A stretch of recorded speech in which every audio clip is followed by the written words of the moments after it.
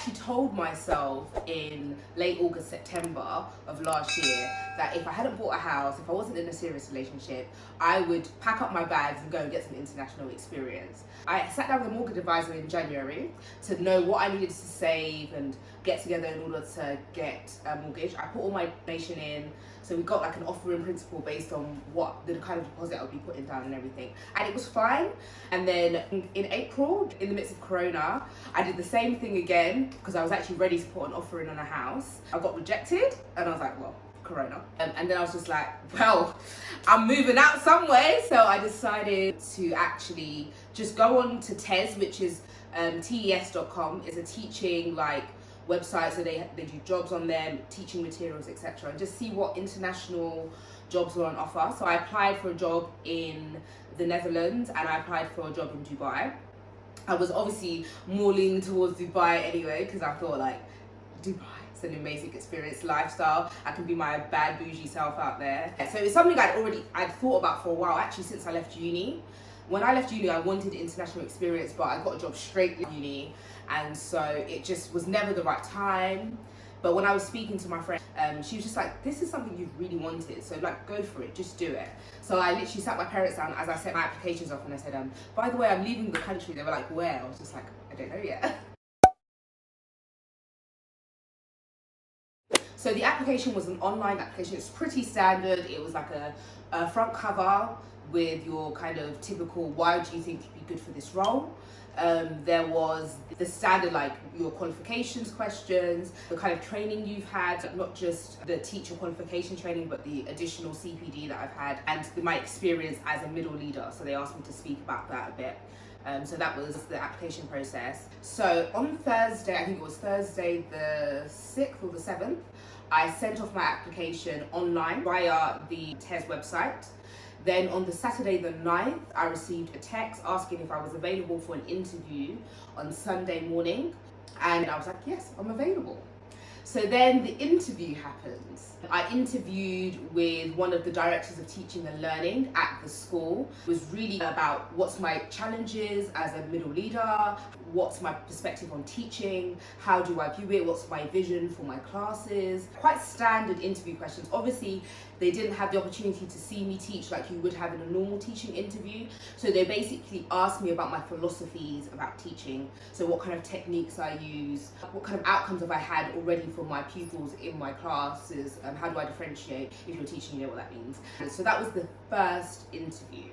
The interview number 2, on the 11th of May, I received another email from the HR director saying that I had a positive interview and that if I wanted the head of department job, I would have to do a follow-up interview, but if I wanted just the teacher role, they could offer me that. It's a bit different in Dubai. What they do is they send out a positive interview email and then they ask for your passport photograph and your qualifications and your degree, because according to labour laws you can't actually give somebody a job offer without already seeing their credentials, which is really important for you to know. So once she'd received my credentials, I said yes, I would like to have the second interview for the head of department role. They actually asked me about what I wanted in my contract in my interview. Before they offered me the job, they kind of had an idea of my request. So how did I determine what I wanted out of my contract in terms of salary and additional perks? I spoke to people who had done it before me. I spoke to a friend of mine, a really dear friend of mine, who had told me kind of the going salary. She compared 3 or 4 different schools on what they offer new expats. So I used that as my base salary, and then I also thought about kind of my life, because I have a really big family and I know they're going to come and visit, so I wanted a 2-bedroom. And I was quite adamant about that because the apartment obviously is part of the contract.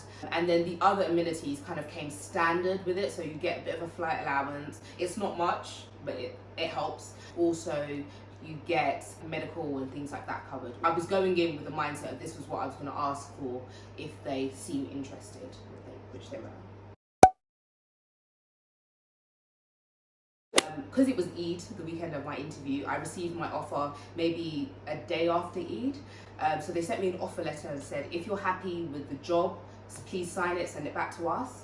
And so I did so, and then a few days later they sent me an official contract, and basically in my contract it had what I had requested. Fortunately for me, I didn't have to go back and try and renegotiate the terms of that contract, but I mean, it might be different in some cases if you felt like your expectations aren't met.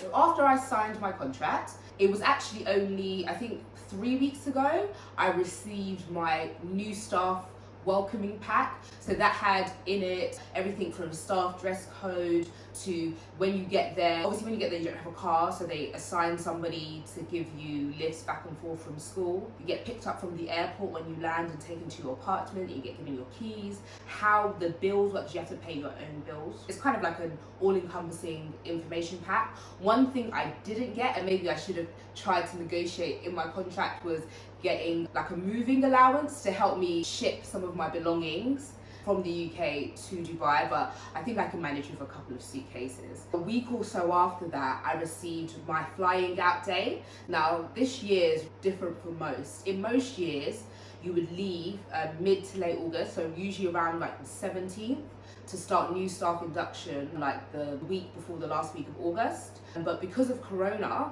I might have to go into quarantine when I get to Dubai, so I have to leave 2 weeks earlier to give myself that time if necessary. I'm ready to go now and I'm really excited. I booked my flights now and I'm ready to go. So I'm going to continue to share with you guys my journey, obviously from more of the professional perspective. You won't get to see my enjoyment, but I will be sharing things like what the new school environment is, how do the rules in a typical UK structure compare to those of a school in somewhere like Dubai, and so on and so forth.